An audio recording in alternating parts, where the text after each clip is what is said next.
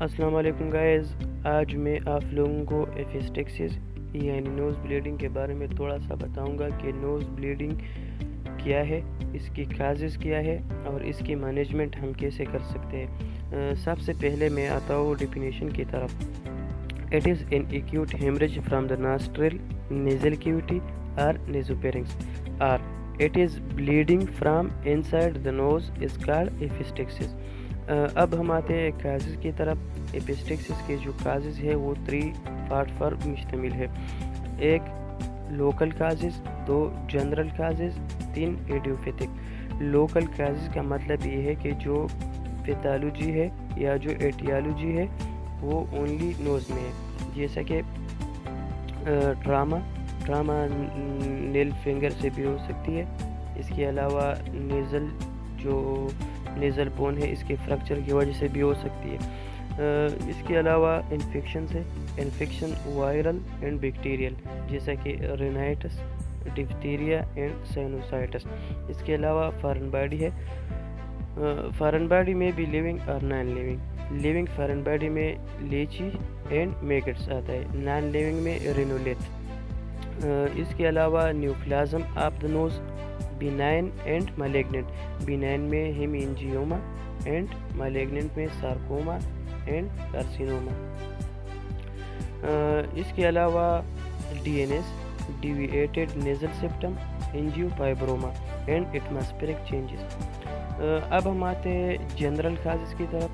General causes کا مطلب یہ ہے کہ ایٹیالوجی نوز میں نہیں ہے، کہیں اور ہے باڈی پر، جیسا کہ heart diseases like hypertension, atrial sclerosis and mitral stenosis. Liver disease میں liver cirrhosis and factor 11، factor 9، factor 7 and factor 10 deficiency. اس کے علاوہ بلڈ ڈیزیزز جیسا کہ aplastic anaemia, leukaemia, thrombocytopenia, scurvy, haemophilia and vitamin K deficiency. Kidney diseases میں chronic nephritis, drugs, aspirin and anti coagulant therapy. اس کے علاوہ acute general infection جیسا کہ ڈینگی فیور، اس کے علاوہ انفیکشیس مون نیوکلیوسس اینڈ انفلوئنزا۔ اب جو کلاسیفیکیشن ہے ایپسٹیکسس کی وہ کیا ہے؟ ایپسٹیکسس کی کلاسیفیکیشن ہم نے 2 پارٹ میں کیا ہے، ایک انٹیریئر اینڈ ایک پوسٹیریئر۔ انٹیریئر کا مطلب یہ ہے کہ بلیڈنگ باہر سائڈ ہو رہی ہے، پوسٹیریئر کا مطلب یہ ہے کہ بلیڈنگ بیک انٹو تھروٹ۔ اب sides of epistaxis or bleeding. about 90% it is from lateral area, above the level of middle turbinate, below the level of middle turbinate, posterior part of nasopharynx, diffuse and nasopharynx۔ اب ہم آتے ہیں management کی طرف۔ Management میں سب سے پہلے first aid ہے، وہ بہت زیادہ ضروری ہے۔ فرسٹ ایڈ میں آپ نے پیشنٹ کو بولنا ہے کہ 5 منٹ کے لیے آپ نے اپنی نوز کو انڈیکس فنگر اور تھم کے ذریعے 5 منٹ کے لیے پکڑنا ہے، ایسے پنچنگ نوز فار 5 منٹ۔ اس کے علاوہ آپ نے انٹیریئر اور پوسٹیریئر نیزل پیکنگ، اگر بلیڈنگ سٹاپ ہوا تو اس کے بعد آپ نے ہسٹری لینی ہے۔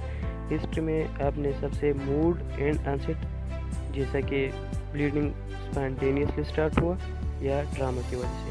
اس کے علاوہ آپ نے duration and frequency of bleeding, amount of blood loss, اس کے علاوہ سائڈ آف نوز، انٹیریئر اور پوسٹیریئر بلیڈنگ، اس کے علاوہ پاسٹ میڈیکل ہسٹری جیسا کہ hypertension, heart diseases, liver diseases, leukaemia وغیرہ۔ اس کے علاوہ ڈرگ ہسٹری۔ اس کے بعد آپ نے جنرل مینجمنٹ کرنی ہے، جیسا کہ پیشنٹ کو ریشور کرنا، اگر پیشنٹ کو انزائٹی ہے تو مائلڈ سیڈیشن دینا۔ اس کے علاوہ آئی وی فلوئڈز، اگر بلیڈنگ زیادہ ہوئی ہے تو بلڈ ٹرانسفیوژن۔ اس کے علاوہ آپ نے وائٹل سائنس چیک کرنی ہے۔ اس کے علاوہ آپ نے oxygen therapy, antibiotic to prevent sinusitis. اس کے علاوہ آپ نے انڈر لائنگ جو ڈیزیزز ہے اس کی ٹریٹمنٹ اور انویسٹیگیشن کرنی ہے۔ اس کے ساتھ ساتھ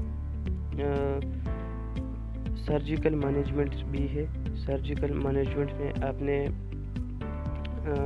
جو ویسل سے اس کی لائگیشن کرنی ہے، جیسا کہ external carotid artery ligation, ethmoidal artery ligation and maxillary artery ligation. اس کے علاوہ ایک سرجیکل پروسیجر اور بھی ہے، سب میوکس ریسیکشن آپریشن. اس کے علاوہ اب ہم آتے ہیں کمپلیکیشن کی طرف.